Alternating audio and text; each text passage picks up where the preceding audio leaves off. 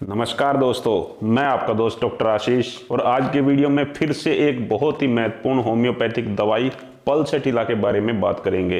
दोस्तों, पल्सेटिला पौधे से बनी हुई एक होम्योपैथिक दवाई है। बहुत सारे डॉक्टर कहते हैं कि ये महिलाओं की दवाई है, लेकिन दोस्तों ये महिलाओं और पुरुष दोनों में ही बहुत ही अच्छा काम करती है। दोस्तों, पल्सेटिला के बारे में जानकारी के लिए आज हम ले रहे हैं डॉक्टर नारायण चंद्र घोष की मैटेरिया मेडिका। इस पुस्तक में डॉक्टर नारायण चंद्र घोष ने पल्सेटिला होम्योपैथिक दवाई के क्या क्या लक्षण बताए हैं, ये किन किन बीमारियों में अच्छा काम करती है, वो ही आज की वीडियो में हम बताने वाले हैं। तो चलिए बिना किसी देरी के वीडियो शुरू करते हैं। डॉक्टर नारायण चंद्र घोष इसकी भूमिका में लिखते हैं, मध्य और उत्तरी अमेरिका के एक प्रकार के वृक्ष से इसका मूल अर्क तैयार किया जाता है। आंख, नाक, कान, आंत, जरायु तथा स्त्री और पुरुष दोनों की जननेंद्रिय पर इसकी प्रधान क्रिया होती है। आगे लिखते हैं, नम्र, अभिमानी, सहज और धीर, यानी कि सहज ही हंसने और जल्दी ही रोने वाले जो लोग होते हैं उनमें यह दवाई बहुत ही अच्छा काम करती है। यानी कि जो इमोशनल लोग हैं, जो बात बात पे रो देते हैं, बात बात पे काफी उदास हो जाते हैं, कमरे में अलग जाकर बैठ के रोने लगते हैं, तो ऐसे इमोशनल व्यक्ति में इस दवाई की क्रिया बहुत ही अच्छी है। तो दोस्तों, सबसे पहले जान लेते हैं कि हमारे पेट के ऊपर इस दवाई का क्या असर होता है। अगर किसी व्यक्ति ने बहुत ज़्यादा दूध से बने हुए पदार्थ खा लिए हैं, बहुत ज़्यादा घी से बने हुए पदार्थ खा लिए हैं, रबड़ी खा ली है, मलाई खा ली है और ऐसे गरिष्ठ चीज़ें खा ली हैं जिससे उसके पेट में भारीपन आ गया है, तो इस कारण से उसे दस्त लग जाते हैं, उसे अतिसार हो जाता है। तो ऐसा अतिसार जो दूध, मलाई, मेवे, घी, रबड़ी खाने से जो दस्त हमें लग जाते हैं, जो हमें पेचिश हो जाता है, अतिसार हो जाता है, तो ऐसे लक्षणों में पल्सेटिला देने से तुरंत लाभ मिलता है। आगे डॉक्टर नारायण चंद्र घोष लिखते हैं, ये दवाई दूसरा काम करती है अजीर्ण रोग में। अगर किसी ने बहुत ही ज्यादा गरिष्ठ भोजन कर लिया है, घी से बने हुए पदार्थ, दूध से बने हुए पदार्थ, जैसा कि मैंने पहले आपको बताया था, वैसे ही लक्षण अजीर्ण रोग में भी होते हैं। यानी कि भोजन आपको पच नहीं रहा है, आपकी छाती में अगर जलन रहती है, आपके मुंह में पानी भर जाता है, आपको डकार आती है तो खाई हुई चीज का स्वाद आपके मुंह में आ जाता है। यानी कि डकार आना, कलेजे में जलन होना, पेट का फूल जाना, ये सब लक्षण पल्सेटिला में खाने के 1 घंटे बाद ही शुरू हो जाते हैं और ये तब तक जारी रहते हैं जब तक आदमी दूसरा भोजन नहीं कर लेता।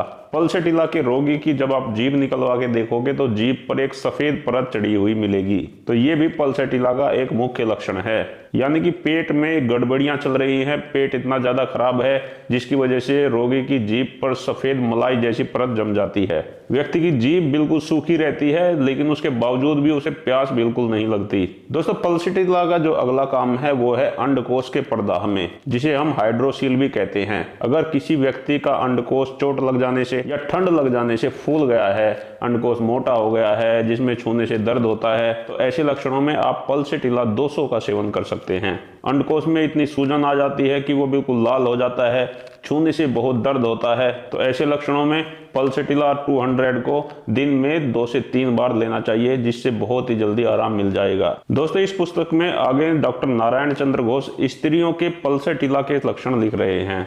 जिन स्त्रियों को सफेद प्रदर की समस्या रहती है, जिसमें उनको दूध की मलाई के जैसा गाढ़ा श्वेत प्रदर आता है और इसके साथ साथ उन्हें बेहद जलन भी होती है, ऐसे लक्षणों में उन्हें पल्सेटिला को 30 पोटेंसी में लेना चाहिए। स्त्रियों के अगले लक्षण में जिन स्त्रियों के मासिक धर्म रुक जाते हैं, उन्हें दोबारा से शुरू करने के लिए भी पल्सेटिला दी जाती है। ऐसी स्त्रियां जिनमें मासिक धर्म रुक जाते हैं और उनके नाक से नक्सीर के द्वारा खून बहने लगता है, तो ऐसे लक्षणों में भी उन्हें पल्सेटिला 30 पोटेंसी में 4-4 बूंदे दिन में 3 बार लेना चाहिए। तो दोस्तों, इस प्रकार पल्सेटिला का स्त्री के गर्भाशय पर बहुत ही अच्छा काम है। पल्सेटिला स्त्री के मासिक धर्म को ठीक करता है, पल्सेटिला स्त्री में श्वेत प्रदर को ठीक करता है और डिलीवरी के समय अगर स्त्री को बच्चा ठीक प्रकार से डिलीवर नहीं हो रहा है, बच्चेदानी का मुंह नहीं खुल रहा है, तो ऐसी कंडीशन में पल्सेटिला 200 की एक खुराक देने से बहुत आसानी से प्रसव हो जाता है।